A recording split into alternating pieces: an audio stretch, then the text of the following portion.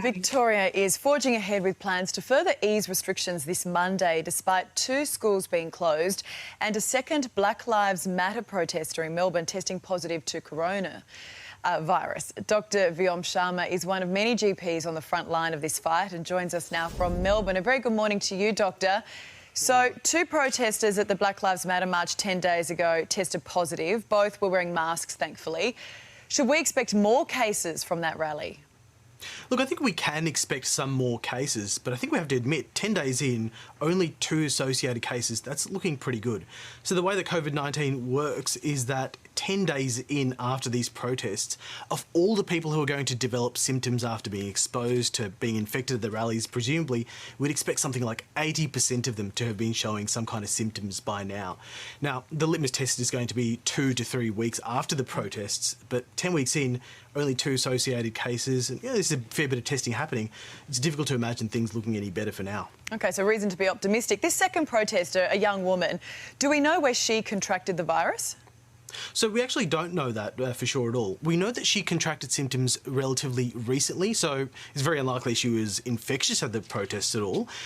The authorities are saying that she was wearing masks and practising physical distancing, and they've gone as far as to say that it's very unlikely that she acquired the infection at the protests. I'll accept that on face value, but with a pinch of salt, to be honest. Now, 2 Melbourne schools, they're now in lockdown. There's another one in New South Wales. It was closed over the weekend. The Prime Minister has said over and over that schools are safe. Can we still be certain of that? So the key assumption on which they've reopened schools is this idea that kids are not going to infect other people, and particularly adults, very readily at all. And so far we've seen some really prompt shutting down of schools, and that's really good. We've barely given the virus a chance to transmit. But this particular lockdown that occurred of a school yesterday, that's quite concerning because it turns out the child was in an infectious period 2 weeks ago.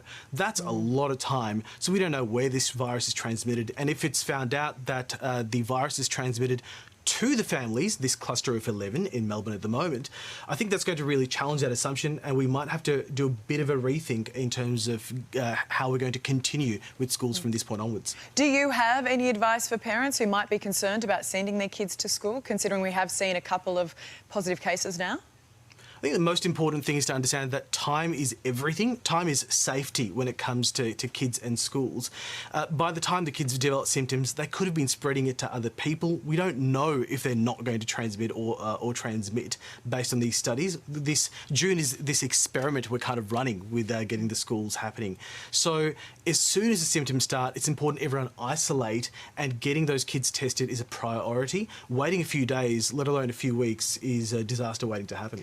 So Victoria seems to be the focus at the moment. Of course, yesterday with New South Wales is one community transmission, but we've had most cases in the last few days have been in Victoria.